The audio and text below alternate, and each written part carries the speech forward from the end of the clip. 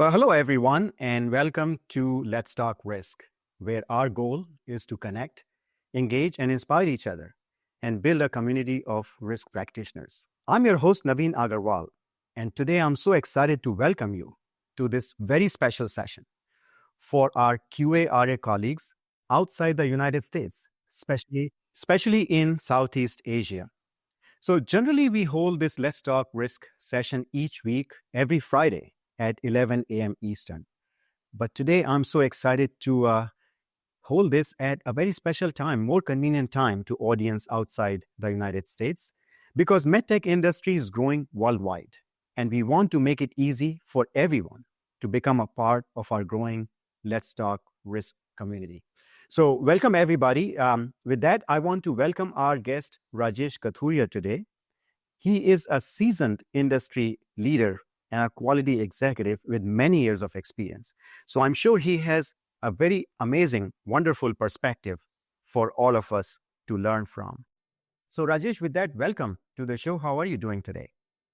Thank you, Naveen. I'm doing pretty well. Yeah, thanks for involving for this discussion. It's always excited to share one's experience and what our other people can take away and implement and make the world a better place. Nice. So, Rajesh, why don't we start by just a brief introduction? Please introduce yourself to our audience today. Yeah, I'm Rajesh Kathuria, 30 plus years of experience, mainly in quality. I say 90% of the time of my experience is in the quality. I worked in automotive industries, for around 8 years, mainly for Suzuki, which is Maruti Suzuki joint venture, and Delphi Automotive System, which was part of General Motors. And then last after that 25 years in medical device industry, primarily two companies, G Healthcare and Philips Healthcare. And last 1.5 years, I started on my own. So right now I'm based out of Netherlands. Started my consultancy in quality and regulatory space. Giving the consultancy around all the quality and regulatory topics or all kind of companies, especially focusing on either digital quality and also the AI, which is like coming up in this area. Yeah, that has been my brief experience. And quality, I took a very conscious call, many years back, to develop myself as expert in quality, like really dedicated, rather than becoming a generalist, like become a specialist. That's where I am. And I have really traveled across the globe for working for the quality system, like different quality regulation, like Japan, China, and exposed to all different regulation. In the last 25 years, I have seen that how the whole regulation has coming together as a harmonization, including the very recent announcement by the FDA. They are going towards ISO 13485. Yeah. Yeah, lived quite long in this world.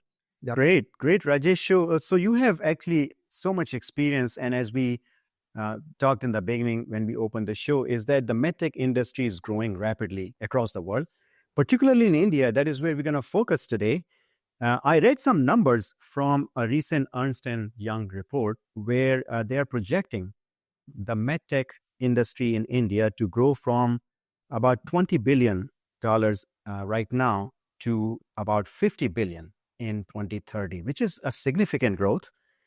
And in the next 25 years, they're projecting that the Indian market will contribute to about 10 to 12% of the global market and also export worldwide. So, which is going to be a very rapid change in the industry, right, Rajesh? Let's talk about that for a moment. It's a huge market growing rapidly. And you also mentioned that you see a lot of changes on the regulatory side. So help us understand this dynamic, what is happening right now in the market. Yeah, no, you are right there. I think the more important the factor here is, along with the industry growth, is the access of the healthcare system to the general public in India. And the government has put down a policy, I know in 2023, especially for medical devices, to grow overall sector. I think somewhere at 11 or 12 billion to 50 billion, as you just mentioned. And 85% of the medical device products in India are still either from import. And I know there has been a focus by the government to really make it like developed internally, but also make like healthcare more accessible, to the masses. So that has been the prime drive. Coming from the business side, especially in the area where I lived in, Till 7 years back, I worked out of India, and was very closely associated with all the regulation changes happening there, including the IMDR, which came I think few years back. Even like a decade back, I was involved with the CDSU, which was like primarily driving this change. So I was like working with their committee, just to give some feedback on the regulation. Also, I hold one session for training their auditors, like who are auditing, to just upgrade their skills. So I think one thing which was missing a couple of decades back or a decade back was not having a very strong regulatory space, like overall system in India. So which has now changed. The Indian medical device regulation which has come, so it is making at par with the world's regulation, and that will drive to put pressure back in the industry to really pay focus on the quality, which is very important. See, one thing is like even if you want to get any product like to be made available to the masses, it should have the quality level at par with the global standard. So then pay you really get export to the right quality. So that's very important. It doesn't matter it's manufactured in India or in anywhere in the world, but the quality level has to be the same, right? So Yeah. regulation will play quite a major role in that. So that's the main driver. Another thing is, as India, as a part of the medical device policy, they have aspiration to, grow the sector and also export outside. I know the moment they want to export, they have to meet all the global quality regulation standard. One of the requirement is, you have to meet that particular, regulation standard to that country they are planning to sell. So once they come at the par with the global standard regulation, then these things will become very easy. Yeah. And it takes time. It takes time, right? It's not easy. As also like I was fortunate enough to work with the bigger companies like G Healthcare and Philips Healthcare, like where a lot of resources are available internally. But I know, like, some of the suppliers I have seen, very closely, some of the Indian manufacturers, sometimes they don't have those kind of, resources that what is really required to upgrade. So the idea is to how to, they can reach out, within the industry or, have those learning done and, how they can implement those processes to upgrade the skills and upgrade overall quality level. So let's dig into that, guys. If you're just joining, we are having a very special conversation today as part of our Let's Talk Risk session, focusing on markets outside the United States, particularly in Southeast Asia and India. My guest today is Rajesh Kathuria, who has many years of experience in the industry, both in India and outside. And he's a very unique perspective. So we're talking about that. Rajesh, you bring up a great point, because to achieve this aspirational goal of becoming a leader in the medical device space and achieve these revenue numbers by 2030 that we are talking about, 50 billion or so, we will have to bring our quality levels up. We'll have to comply with global regulations. And you made a point that Indian medical device regulation has been established now at par with the global regulation, right? Isn't it consistent with ISO 13485? Just remind me. Yeah, this is like, is very similar to the model in the European Union or Canada. ISO 13485 is a base. Like, any company want to meet the IMDR, so they have to be certified with with the ISO 13485 regulation requirement. And then, then additional requirements of like post-market surveillance and how to submit the products in the classification. Those are the additional factors. But ISO 13485 is a base. Is very similar to how FDA is also going towards that, right? So I see the ISO 13485 is like fully harmonized regulation now across the globe, including in India and other Southeast Asian countries. So, Yes. And for that to happen, we have to become better from a quality perspective, right? So let's talk more about that. As you have, throughout your years of experience, a lot of them in India and now overseas, what kind of changes are you seeing in the industry from a quality point of view? yeah, no, as we are growing globally, right? So I always say that the quality starts with the expectation, from the customer.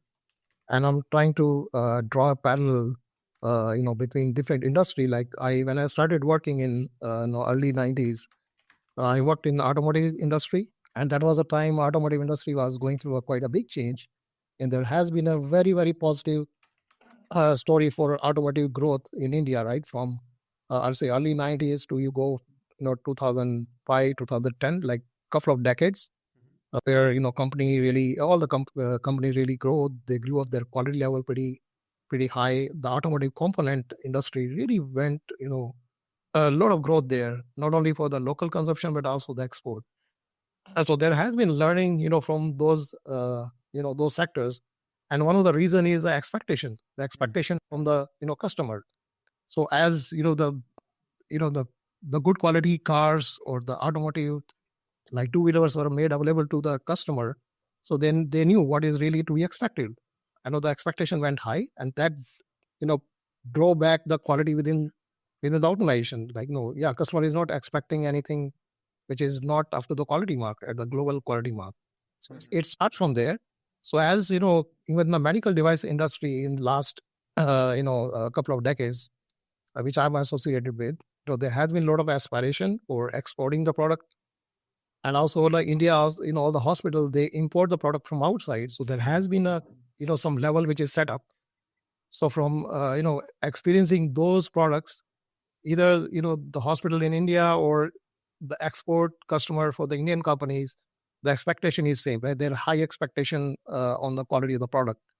So which basically puts the pressure back on the companies to really meet those standards. I think those are the prime factors which really driving the quality and changing the landscape. Excellent point, Rajesh. You bring up a good point for automotive, and even in the United States, same story happened, right? When the Japanese automakers started exporting their cars first, their quality was not very good, and they invested decades into the quality, and suddenly their quality was top notch, even better than American companies. So, looking at the example of Japan, how they boosted their automotive industry, I think we can take a lot of inspiration from there. And there's no reason why India cannot be a global powerhouse in the MedTech industry or any other country in Southeast Asia for that matter. The lessons are in front of us, right? It's all up to us, and the regulatory framework is also present. So it seems like the ingredients of this beautiful meal that will happen in the future are there. Now we have to just, roll up our sleeves and get to work, right, Rajesh? And I think we can make this happen in the coming years. So I'm truly excited about that. So Rajesh, I want to talk to you about in this new environment. The question that comes to mind is, what kind of opportunities does it offer to quality regulatory colleagues in the industry? This is a growth environment. I'm sure there are opportunities and challenges. Can you help us understand that a little bit? Yeah, no, as we know, there has to be a growth. There's going to be a big growth in the Indian industry, right, and maybe other South Asian countries. As a company grows, and this particular industry or sector is very heavily regulated, so quality and regulation strategy is a center of the growth. So if you cannot meet any quality and regulation standards, yeah, you cannot just grow. So to me, is a very, very essential. So from that point of view, there's a lot of opportunity available, right? That's one part is opportunity. And other part is, do we have the education system? Do we have the upgrading skills, that kind of ecosystem available? So I'll try to, share my experience when I started my career. I know, Naveen, you have graduated from IIT. I graduated from NIT in India. So when we started, like quality or regulatory, like these kind of functions were not even known, like when you're studying in the engineering. So once you get in the industry, there also like it was not really sought after, say the functions like for any person. So if I really look back, one thing was I was really passionate about, to improve the quality. And also question used to come in my mind that how can't we make, any product manufactured from there at the world-class level. So that was the main thing which was used to go in my head. And, and that really drove me what kind of things I need to learn. So, and I took a very conscious call to stick to this field. I think that really helped, like not only just have broader experience, but go deeper. What is really required? I know we talk about the quality system, like ISO 13485, but to me, the important is that the quality system and the product quality has to go hand in hand. Many times, within the industry for last, 2.5 decade, I have been part of various, debates or discussion that does the quality system like ISO 13485 or even ISO 9001, does it really help to improve the quality? And the argument comes in that, yeah, we have tons of industry, they have the certification, but the quality level is quite varying from, different one company to another company. But my approach has been, whenever we talk about the quality system, the quality of the product has to be at the center. It has to go along. Yeah. So system will provide you the guideline, but implementing those guidelines are very, very important. I know one thing which I have really practiced myself is, you have heard the word, the Gamba. Gamba is like, go to the place where the issue has happened.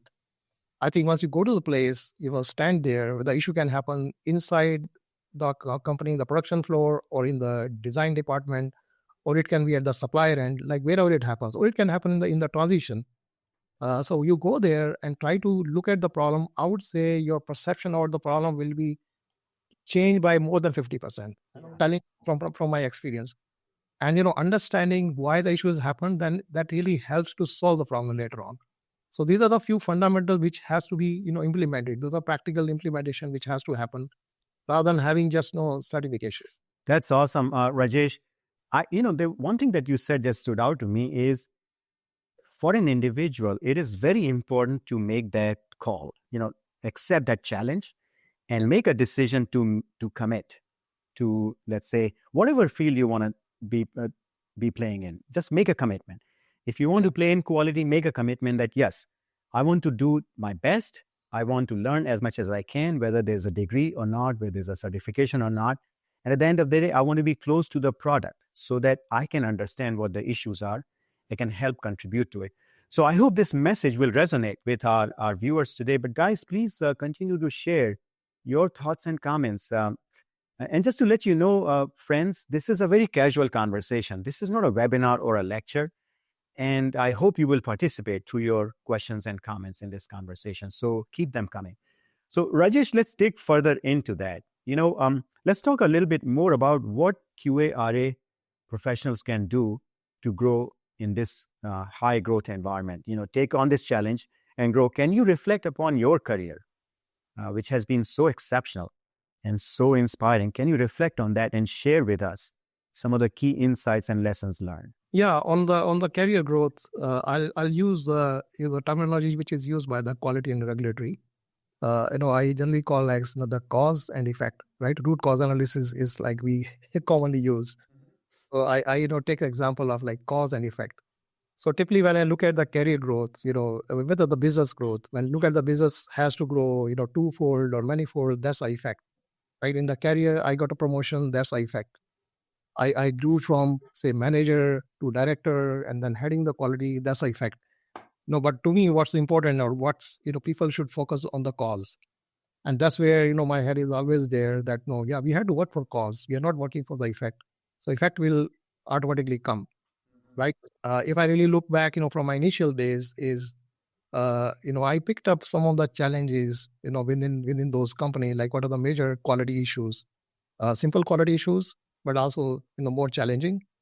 When you take more challenging issues in your hand, definitely everybody's eyes on you. They are looking, at you that, because you turn it around, then you get the effect is, yeah, you are recognized, in terms of maybe promotion and the career growth. But yeah, you have to really throw yourself into the water and, try to learn all the quality tools which you can use, and, resolve those, the key quality issues in the major challenges. And that really helps, and, how to do that is, one thing is like try to learn all the tools which are there, in the industry, which can be helpful. I have been like myself, black belt trained, all the Six Sigma tools, all the quality tools which are there. I know we talk about like very basic tools are there, like 7QC tools, but there has been advanced quality tools. When you talk about say root cause analysis, I have used the tools like the multivariate charts, the concentration diagram, the component search. So these are the tools like I used to hear those names. What are those? But I equip myself to learning those tools, and you don't know whether you are going to apply when you are going to apply. But when you are aware of those tools, when the problem comes in, then your mind will start tickling. Oh yeah, maybe I can apply this. When you apply and when you get the result, and you say, "Wow, this is a really wonderful tool." Is I can take another half an hour to really share some example. like multivariate chart. I used it for very complex problem. No, it basically captures like, within part variation, part to part variation, and batch to batch variation in a one single view, right? So I'm just giving a very high level Yeah. gist to it. But the important is that, try to get the knowledge of all the quality tools wherever you can. And the second thing is take the, challenging problem and try to, apply those problems. And there will be instances where you get really frustrated. I'm not able to solve this problem. Then reach out to, all the experts wherever you can within your circle, or ask those people, and they play a pretty big role. Do a benchmarking within your industry, like who's the best person to go to, and reach out to them, have the learning, done from them, and that will impart knowledge to you also, that they are really helpful, to grow your knowledge, as also it will help you to grow your career. So these are the few things which I did. I'll take an example, like working in G Healthcare. I sort of become, part of the international global auditing team. I was the youngest person that time. It's 15 years back. And there were people like, almost, towards the end of their career, but they have a very, what say that, a good career, quite stalwart in their life. So, and I worked with them. I really applied hard into, all those activities, got the appreciation done. But, surrounding myself with those kind of people was really helpful to accelerate my learning. At the same time, you apply those, you get the result that helps to grow your career out. So Rajesh, you made a couple of very key points here, and I want to make sure we don't lose them. First, I'm understanding from you is that quality is an applied discipline. Sure, you can learn the tools and all the theory behind the tools, but unless you apply them in practice, you're not really gonna get better at it. So make sure that you are applying these tools. And second point you made was surround yourself with good people and become a part of a network, a community that is passionate about quality, and learn from each other. And guys, this is exactly what we are trying to do on this Let's Talk Risk platform. We are trying to connect, engage, and inspire each other and learn from each other. So please consider yourself to be a very key part of this initiative. And I look forward to really engaging with all of you. We are not alone in this. So Rajesh, these are excellent points. Now, let me ask you one more question, Rajesh, here as you reflect on your career. Can you share what was the main difference you found between the work you were doing when you were in India and when you started working outside India? What was the biggest surprise factor for you, and how did you manage that situation? So my surprise factor, if I enter to my work area in India or here, I would say very minimal. I get those boundaries. We are making very similar products. We have very similar, structure requirements, very similar skill.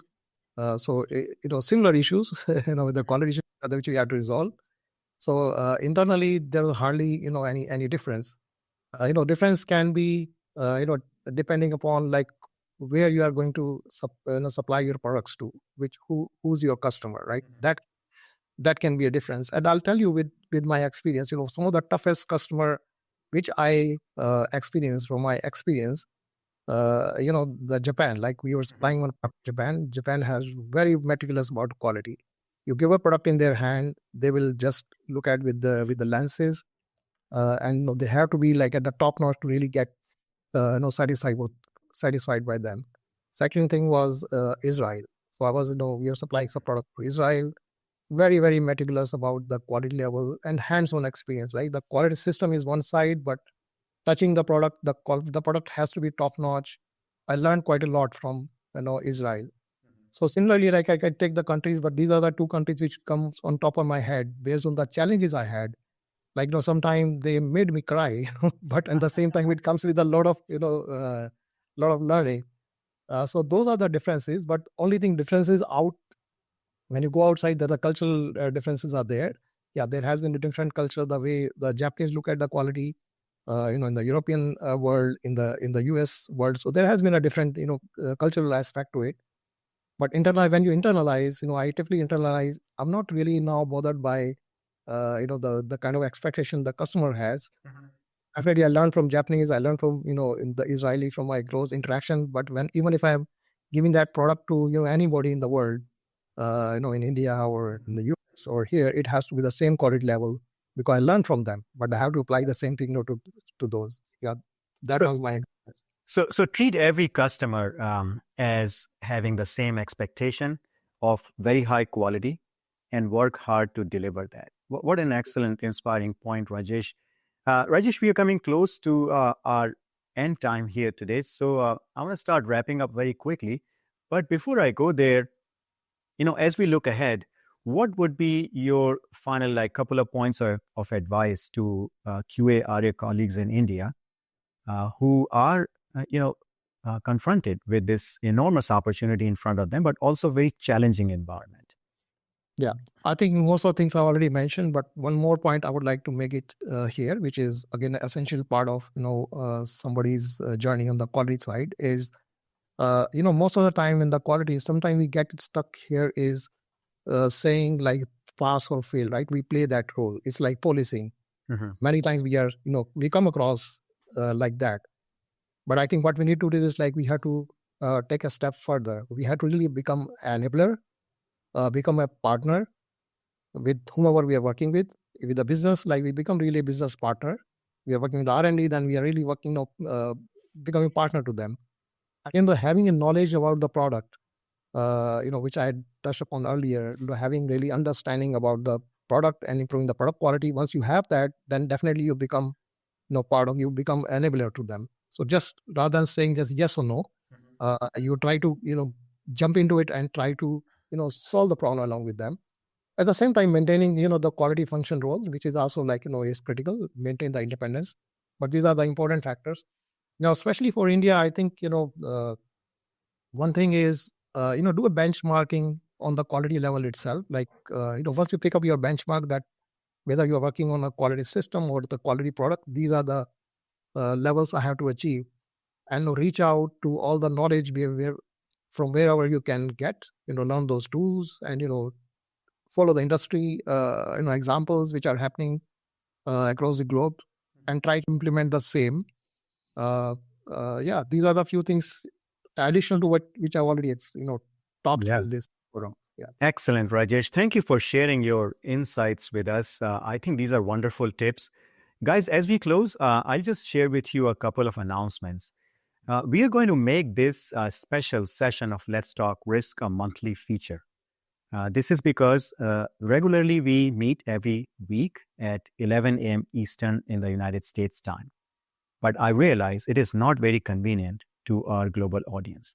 That is why we have decided to launch this special monthly feature for our global audience, particularly those in Southeast Asia, because that is where I think market is going to grow and sort of exciting new products will come out of that region. So we want to engage and inspire colleagues in those regions as well. So please show up every month. We have decided to do it on the third Tuesday of every month at this same time. The announcements will go out on my LinkedIn feed, so keep an eye on that. But you're also welcome to join our weekly sessions if you can, because we continue these conversations in those sessions as well. So I want to thank you all for attending. Thanks above all to Rajesh for giving us his time and wonderful insights. Rajesh, as we close, do you have any final thoughts to share with our audience? No, I think you already summed it well, and I thank you for initiating this wonderful forum. I was there with you last year, and kind of traction it is gaining across the globe, and very, very thankful to thinking through that. Make it very specific to say India or Southeast Asian countries, to match at the time, and which is very much required. Along with Naveen, I'm also available anytime. People can send me the message, and whatever we can contribute, I would be very, very happy to do that. Yeah, thank you. Wonderful, Rajesh. With that, thanks everybody once again, and we will see all of you next month. Take care.